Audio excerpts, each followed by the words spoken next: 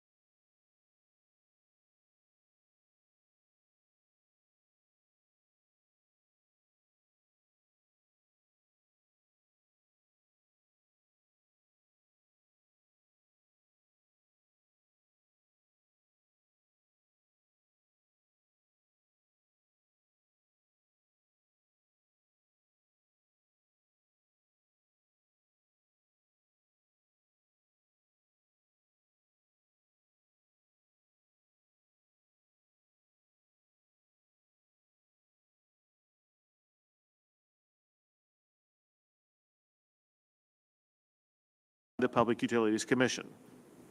Those include, for the most part, Encore, CenterPoint Energy, AEP, and Texas New Mexico Power.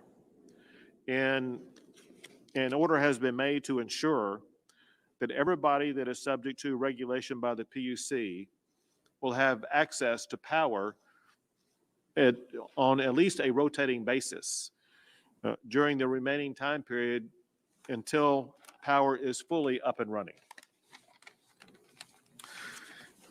I have some more information to cover, but I want to let you know a couple of topics that will be coming up that will be addressed by other people at the table. A broad category is the emergency response efforts to help Texans in need at this time, and that will be addressed by Chief Nimkid of the Texas Division of Emergency Management. Another is in many regions across Texas, there are increasing challenges with regard to water quality. They will be addressed by Toby Becker, the Executive Director for the Texas Commission on Environmental Quality. I want to address an issue that some Texans are already beginning to deal with, but many Texans will be having to deal with here in the coming days that I want to make sure that we start discussing right now. And that is the results of busted pipes. Many people have already experienced busted pipes, and they've had their homes or their apartments or other locations already filled up with water. So let's talk about what can be done and where we're going with it. One thing that you want to do if you have a busted pipe, or to prevent the consequences of a busted pipe, is consider turning off your water supply. If you are a homeowner, there should be a location, typically outside, maybe near the curbside, where you have the ability to physically turn off the water supply to your house. Obviously, that will eliminate water supply to your house. You can turn it off at the time of your choosing. If you do not turn it off, one thing that could happen is that when power does come back onto your house, or when just because the outside temperature begins to warm up, there will come a point in time when the ice frozen in your pipes will begin to melt, and the busted pipe will suddenly start spewing water throughout your house, maybe in multiple locations. One way to slow down that water flooding into your house is by taking that action in advance to turn off your water. We also urge all homeowners to, as quickly as possible, like as in beginning now, if you haven't already done so, begin to work with a plumber, get plumbers lined up, and work with your insurance company in advance. If you're a homeowner, you should have homeowners insurance that would address this. Talk to your agent today, tonight, tomorrow, immediately. If you are a renter, most renters are required to have renter's insurance. Talk to your rental insurance as well as your landlord immediately about what to do and how to address this. If you live in a location that is not covered by insurance, you may have the possibility of getting assistance from FEMA. As you know, I requested a federal disaster declaration, and that was granted. One thing that comes along that is FEMA assistance. Part of that FEMA assistance goes to what's called public assistance, that works on the rebuilding of large municipal and governmental-based facilities. Another component would be individual assistance. In order to qualify for individual assistance, there are certain dollar metrics that must be met before a location qualifies. So what we need homeowners to do is, if you are without insurance, if you live in a region where you may be covered by FEMA, we need everyone to keep receipts of any cost that you have occurred as a result of any type of repair to your property that's needed as a consequence of this winter storm. Along these lines also, Texas law already authorizes the plumbing board to give provisional licenses to out-of-state plumbers. And we're urging that take place, and also working with the Board of Plumbing Examiners to make sure that will happen with regard to that authorization. We're also working to, in fact, I am going to be issuing a waiver for plumbers if they are previously licensed as a plumber but haven't completed continuing education in the last 2 years. You will be allowed to provide for plumbers a license to assist with those who have been affected by the winter storm. The goal obviously is we're trying to make sure that we will have as many plumbers available as possible to help everybody deal with their plumbing challenges. Similarly, and relatedly, Texas law also provides insurance adjusters out of state can get a temporary license to do adjusting for disaster claims.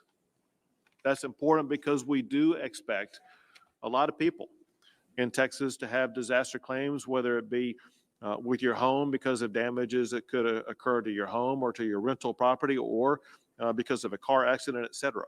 And so we are urging the insurance businesses in Texas to bring in as many insurance adjusters from across the state as possible. Also, I'll mention something that Chief Nimkid with the Texas Division of Emergency Management will expand upon shortly. But the Division of Emergency Management is already working with VOADs as well as faith-based organizations to help homeowners repair their homes. Many of you will recall this process for people who were affected by Hurricane Harvey. And we brought those same organizations in to help people muck out their homes and repair their homes. And the Texas Division of Emergency Management was involved in lining up all those people to assist in that repair process. We're already beginning to line up those people. And so you may be wondering, well, how can you get a hold of somebody who can be connected with a VOAD or a faith-based organization who can assist you? And the answer is you can call your local office of emergency management organizations, either with the county or city that you live in. It just depends on where you happen to reside. One other thing on my part, then I'll turn over to Nim Kidd, and Chief Kidd will also touch upon this a little bit. So the primary component of the Texas Military Division is the National Guard, and we're very thankful to the National Guard and the role they've played and continue to play in assisting the state and our people in responding to this winter storm. The National Guard is assisting with regard to warming centers across the state that Chief Kidd will talk more about. They are also assisting with regard to roadways and providing air crews for a variety of different efforts to make sure that we are better able as a state to address this challenge. But in details about that, as well as so many other issues, will be provided to you by the next speaker, Chief Nim Kidd, the Chief of the Texas Division of Emergency Management. Thank you, Governor. And the list that I will go through is very detailed, but it is not exhaustive. This does not cover any of the great work being done by our local partners and some of the state agencies I will not cover here today. But Governor, I think I need to take a second first to thank the men and the women in this room that have been working around the clock, their families that are at home going through the same experiences that most Texans are going through right now. And so I want to thank them very quickly. Start with the Texas Department of Transportation. All 25 districts across Texas are still impacted. They have over 4,500 TxDOT employees out on the roads right now, operating over 740 snow plows, another 225 motor graders, all working to de-ice the interstate system and keep the network up and running. There are over 5,200 road sections that are still affected by this, with 37 closures. They're working very closely with the Forest Service, county commissioners, construction contractors, and renting every piece of equipment they can find to help keep roads open. I think one of the most important jobs that they have right now is prioritizing and clearing routes to critical infrastructure and coordinating with local governments for access to hospitals, working with the Public Utility Commission to make sure that the power plants are still up and running and access to them, and working with our fuel vendor. Transition to the men and women of the Texas Department of Public Safety. Over 3,300 troopers on the road around the clock, responding to over 1,600 crashes that they investigate. Again, that does not count our local government, law enforcement agencies, and county sheriffs that are out there working. DPS supporting them, supporting the Division of Emergency Management, Parks and Wildlife. I'll tell you, they've, in addition to roadside assistance, investigating crashes, and supporting other local law enforcement, Department of Public Safety troopers have delivered blood to hospitals. They've delivered fuel to power plants. They've relocated residents from nursing homes and provided additional fuel to first responders. You heard a little bit about the Texas Military Department and their personnel that are working not only to assist people that are stranded on the roads, but personnel available to assist in supporting the warming centers, and I'll go over that list here in just a minute.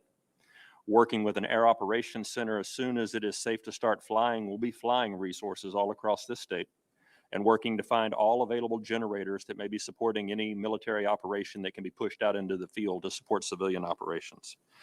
Texas Military Department will bring on additional aircraft, C-130s, and helicopters to be able to fly water, cots, blankets, and whatever we need into places that are still hampered by the state's transportation network.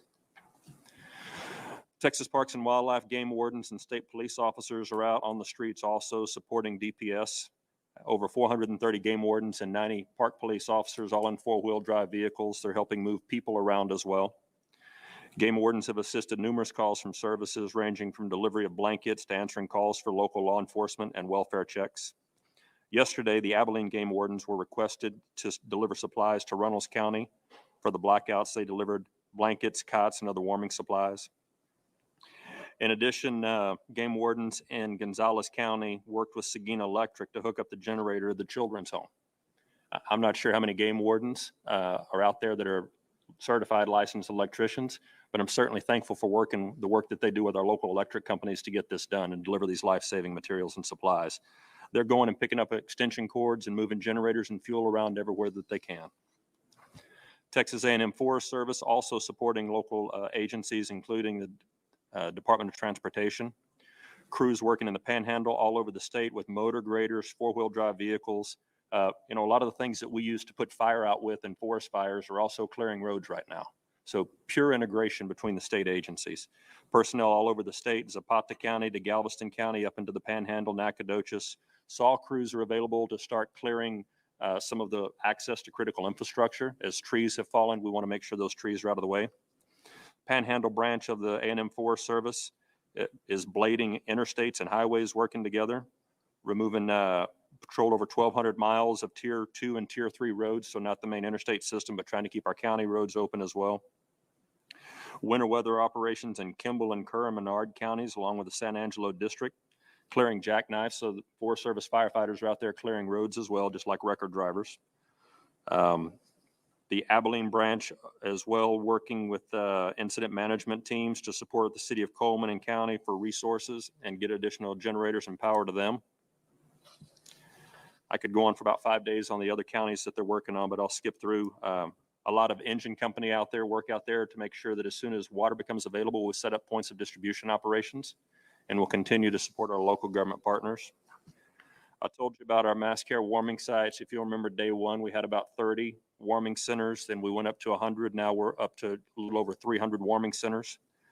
They're broken down across all areas of the state. A lot of them are supported by local government. BOADs, as the governor mentioned, we'll put additional resources in there as we need to make sure that there's drinking water, cots, blankets. If you're looking for a place where a warming center is and you have an internet connection, you can go to tdem.texas.gov/warm, or if you have a telephone, you can call 211. 211 Texas has the list of all 298 warming centers that are out there right now. We will continue to work with our local government partners to add additional warming centers as required. The Texas A&M Engineering Extension Service continues to support our resource staging areas all across the state. We're working with AT&T, the telephone company, to help refuel their cell towers and generators to keep our cell system up and running. During COVID, Governor, we recreated something called the Pony Express, where we were using all of the A&M agencies to move PPE and testing materials around. Pony Express is still working for this event. They've transported essential workers to hospitals and assisting living centers and power companies, and also supplies to the warming centers. The Department of State Health Services is working with our hospitals across the state. There's a lot of water main breaks that are causing problems for our hospitals. We'll continue to resource as much water for them as we can, as well as oxygen cylinders. We're hearing some oxygen shortages that are out there, so we continue to work with our private sector partners as well as our federal partners to bring in additional oxygen. We're working with our long-term care facilities and dialysis centers. Dialysis is a very important network that we need to continue to work. It requires a lot of electricity and a lot of water. So we're moving through our emergency medical task force, moving people that need dialysis to places where dialysis can be delivered. There are multiple regional patient evacuation missions that have been going on through the Emergency Medical Task Force program. The Emergency Medical Task Force EMTF has deployed ambulance strike teams on state mission assignments to locations throughout the state and supporting additional STAR requests. Kimball County and Junction, our ambulance went out there, and it has since been demobilized, but transported patients back to San Antonio. Ambuses in Garland have been activated, Coleman County activated, and again, a list here from Atascocita to Fort Bend to Hopkins County to Frisco to Fort Bend County to Flower Mound to Cedar Hill to Frisco, all working across the state, moving patients from places that don't have electricity to places that do. We continue to support our local government partners with the AMBUS program, and a really thank you to all of those local responders that are helping with that. The 2-day AMBUS missions have relocated over 300 personnel. Health and Human Services continues to work with our regulatory for the 6 facilities that have had frozen, broken, leaking pipes. 32 have reported power outages, and 10 of those have evacuations that are in process. We continue to support our local health authorities and local health administrations, and continue to support 211. 211 has done a tremendous job in taking a number of calls. I think the wait time is down to 3 to 5 minutes. They brought on the right people, Governor, to be able to answer the questions. So big hats off to the Health and Human Services Commission. And while people is our main focus, agriculture is still a way of life in Texas. The Texas Animal Health Commission, the Texas Department of Agriculture, A&M AgriLife Extension, and A&M Veterinary Emergency Medical Team have been out working to support our livestock areas. Yesterday, they hosted a call with all the industry leaders to make sure that gas curtailments can also not have a severe impact on our livestock, so that we'll continue to get our food in the future. And then finally, last word on recovery. You've heard of the Texas VOADs, our volunteer organizations active in disaster, great partners to us in every event. We do have a 254 county emergency declaration. We are working with FEMA to increase that for public assistance and individual assistance. As Governor mentioned, that's going to require some proving of damages. We have disaster summary outlines from our local government partners that are already sending in their DSOs to us. Our disaster recovery task force is working remotely all across the state with our VOADs, and it will be important that we work with your insurance company first. Your insurance company, if you do not have insurance, then our volunteer organizations active in disaster, our faith-based organizations will be ready to help, and we will work very closely with FEMA on the recovery process. I got to say another quick thank you to our FEMA partners who have been here in the room with us the entire time. They are helping us resource water, cots, blankets, and generators. We'll also continue to work with our private sector partners to make sure that the infrastructure to support them, to support citizens is up, and working with our local food banks as well to make sure that those who are in need of food have a place to get it.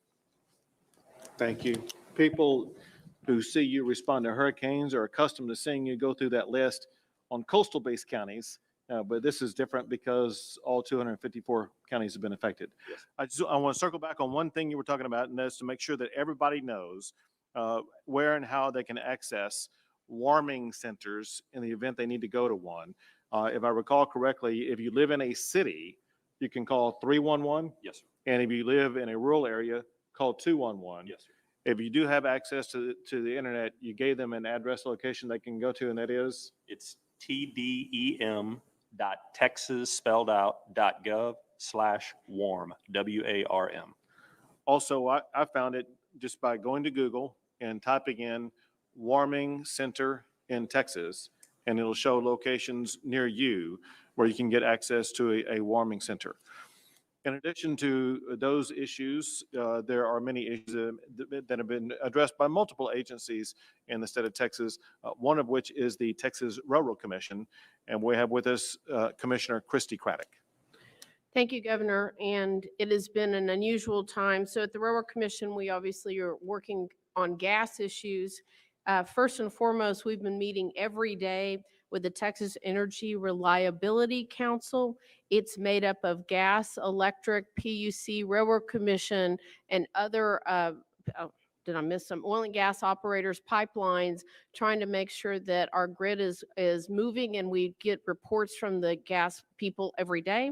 I will say we've had multiple calls on top of that with operators to make sure that we start getting gas online. So the good news in the west and in the southern part of the state is that we're beginning to unfreeze, and in doing so, we've been working with the PUC to try to make sure there is electricity out to some of these well sites and these processing plants so gas can start moving in this state.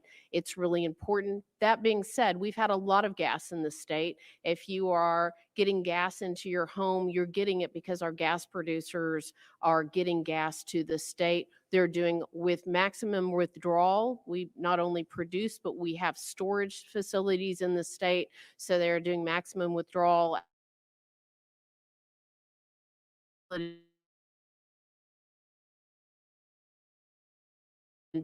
producing areas getting back online. That's a plus for us long term. Look, our priorities have been working with both TDM as well as TxDOT, PUC, and other state and local agencies to make sure our operators can get back onto their leases, to make sure that they're safe first and foremost as well, and to continue to provide that gas to Texas. And this evening, we will meet as an agency to extend our priority order to make sure that residentials are being provided for with, and also human needs, local distribution companies, as well as power generation.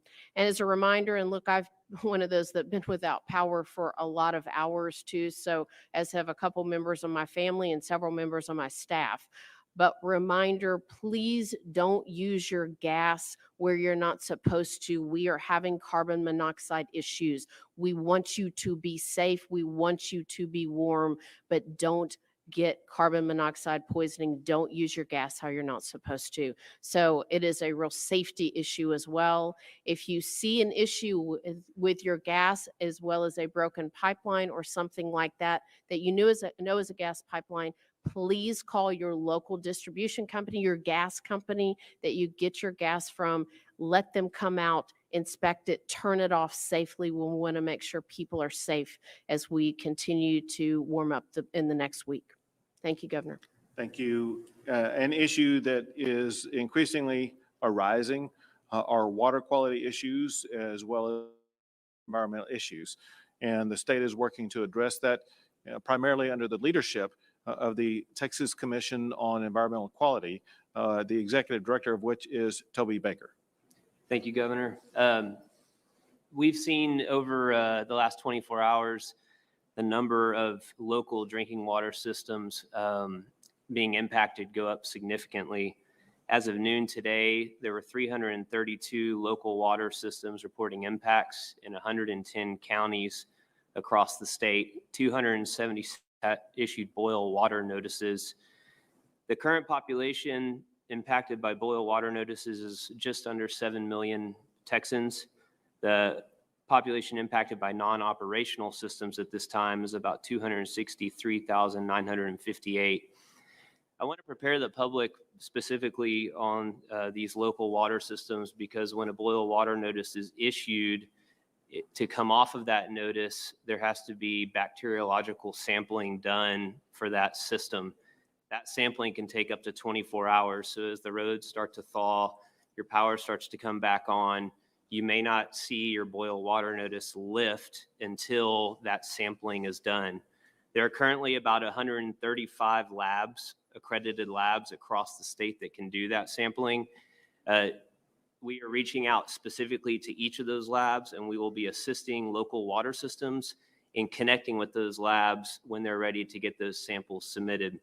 We've also partnered with the EPA to start looking at labs in other states, our partnering states around us, to try to access some of those labs as well, so we don't run into a bottleneck with the testing.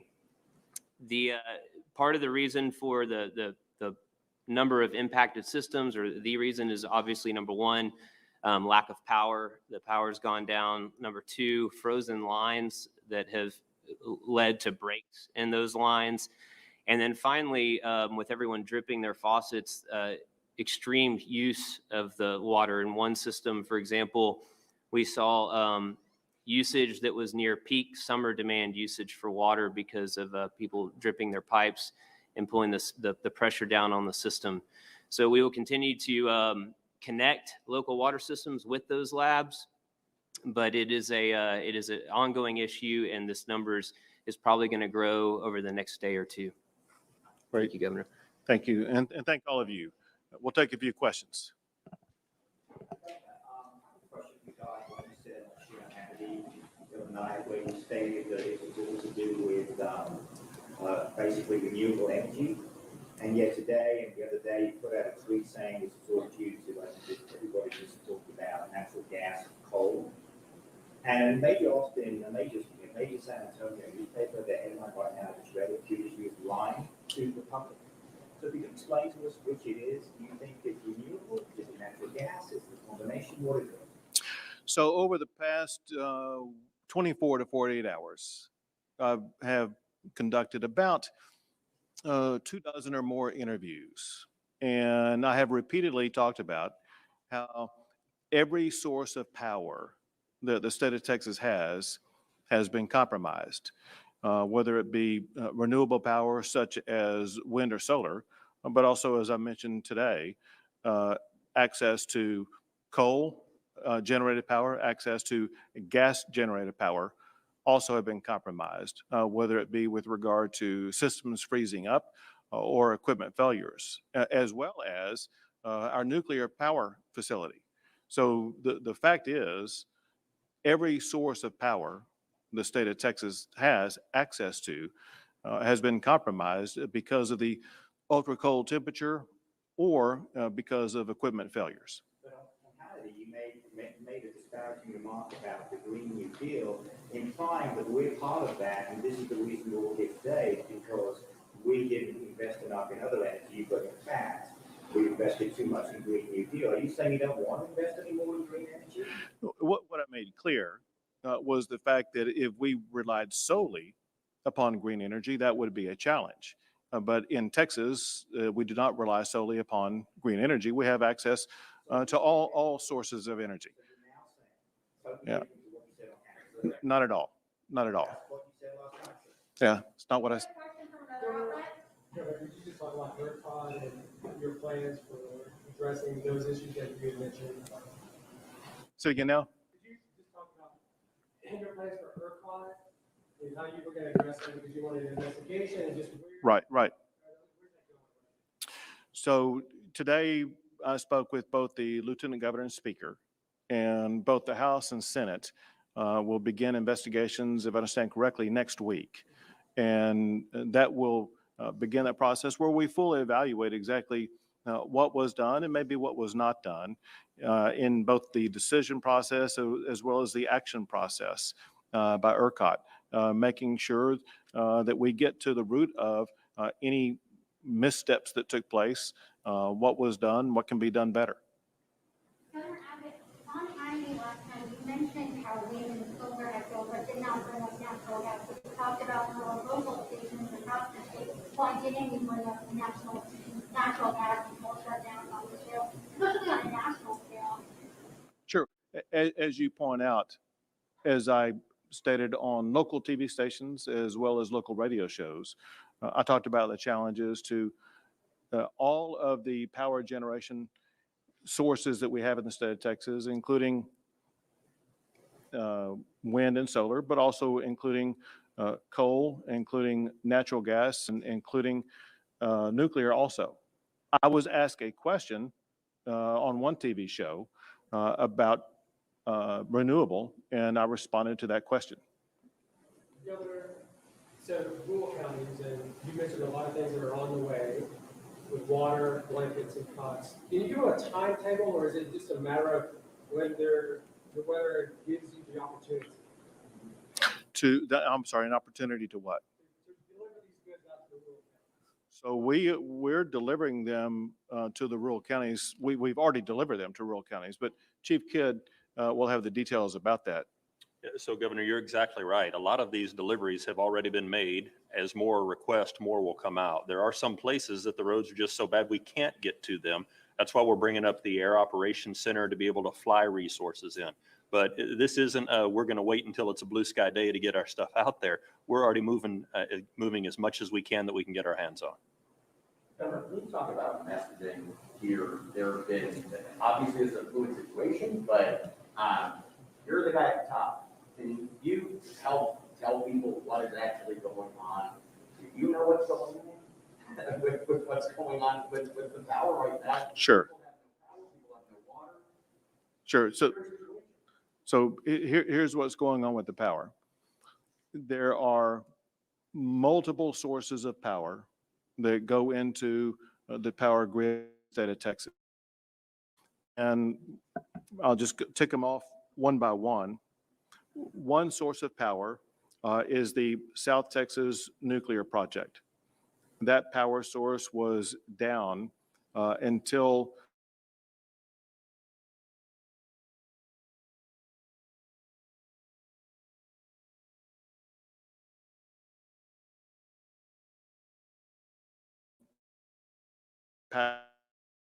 day has progressed and should be fully operational as of tonight.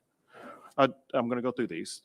Another source of power that is generated that goes into the power grid is power generated either by coal or by natural gas. Some of those coal and natural gas power generating facilities either froze up or had mechanical failure and were incapable of adding power to the power grid. We talked about this. Okay. What I want to know is, people want to know when it's going to be restored. We talked. Sure. Some people, where are those 600,000 people who are supposed to get their power back tonight going to be in the city? That is information. Exact zip codes and locations of where the power is. Don't have. What I can tell you is this, and that is there are certain areas that fall within the zones of the investor-run power distributors, and those are. Give me 1 second here.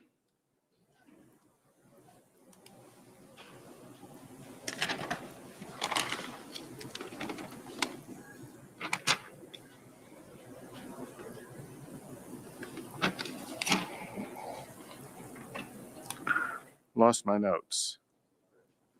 ERCOT's giving you no direction. Is that the deal here? ERCOT has not provided information about which location and which geographic location the additional power is coming onto or is not coming onto.